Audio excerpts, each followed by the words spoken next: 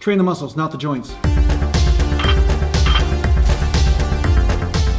So welcome back to Natural Gallant Bodybuilding, and today I'm going to talk to you a little bit about genetics and does it play a role in bodybuilding? Well, if you use logic, you're going to understand that, yeah, of course genetics plays a role. It plays a role in everything. I mean, it plays a role in all sports. If you look at a boxer, a guy that's born with longer arms is going to have an advantage as far as reach goes when it comes down to boxing. And if you look at the top boxers, most of them have a tendency to have a certain amount of reach for a certain height or a weight class. And this helps them become elite. It helps them tag a few guys, before they actually get in on the insides. This is an overgeneralization, but the other way this applies is, basketball. I got this is no problem. No problem. I just got to jump up there and just slam it down. Hey?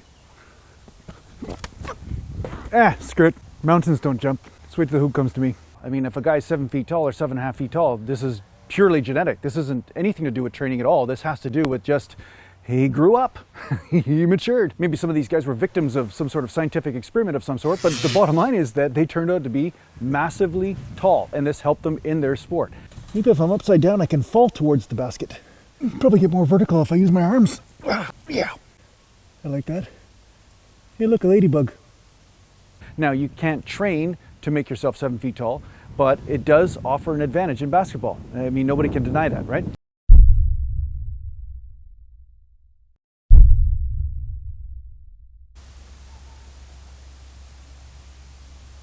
Nobody can get that tall.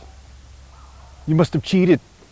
So the thing is with bodybuilding is that there are different people that you'll see during your time that have been training, and you'll see some of them train extremely hard and some of them get different results as opposed to somebody else. And you'll see one guy, like, he trains his ass off all the time, eats perfect, gets all the right sleep and stuff, and he may look good, but then he looks at somebody else that has superior genetics, and this guy probably trains half the time and doesn't watch his diet as much or anything like that, and then looks, about twice as good. So on this note, it's pretty common to see people with different genetics, and that the genetics also influence how the body adapts to some type of training. See, if I could pick my genetics, I wouldn't be this. I'd be Spider-Man. I'm Spider-Man. This would be a lot easier if I could shoot some webs out of my ass. Because Spider-Man can do stuff. But back in the real world, here I am with my genetics, and I get lots of different comments all the time. And they're also positive, as you know. There's so much positivity on YouTube. There's so much positivity. But I get comments like people say, oh, you're too big. You're not natty.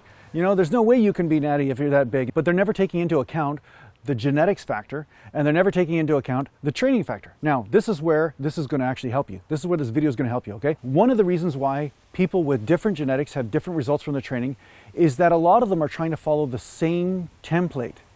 And sometimes that same template might not necessarily be good for one person as it is for another because of differing genetics, you see? So your body is going to respond better to some types of stimulus than other types of stimulus. And finding out what this is incredibly important if you want to reach your genetic potential when it comes down to training.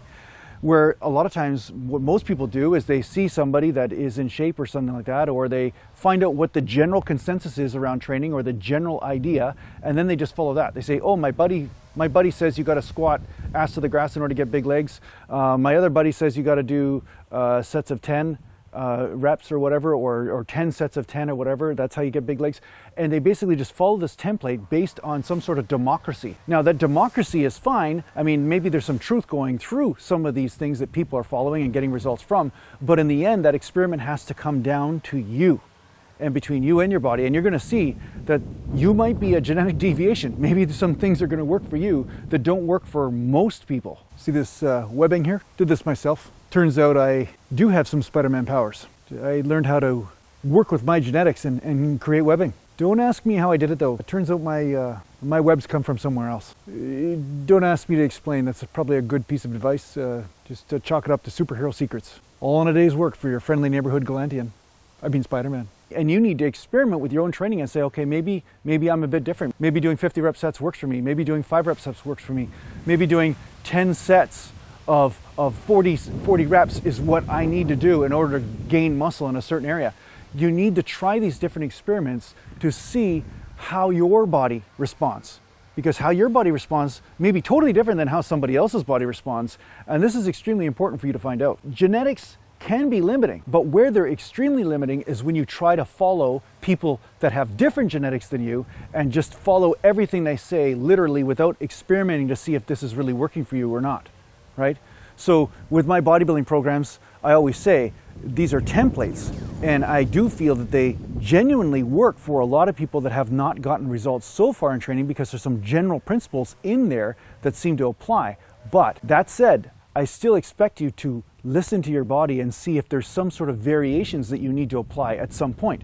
So say you're hitting a plateau after doing my programs for a year or something like that, and then you're like, okay, I don't know, maybe there's something else I can do here. Maybe you need to up the rep ranges. Maybe you need to go back to a bro split for a bit. Maybe you need to do lots of volume training. Maybe you need to do powerlifting for a bit. I don't know.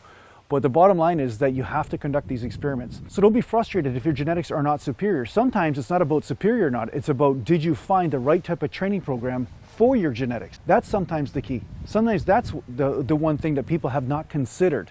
So yeah, maybe you won't look like Arnold in 2 or 3 months, but maybe there's a type of training that will help you make big strides and big progress in your training and get much faster results than the type of training that you were following previously. So I hope this helps you out in your training. Thanks a lot for watching. If you need to get a hold of me, just go to naturalgallantbodybuilding.com, and thanks to the Patreon supporters, and Mountain. take care for now.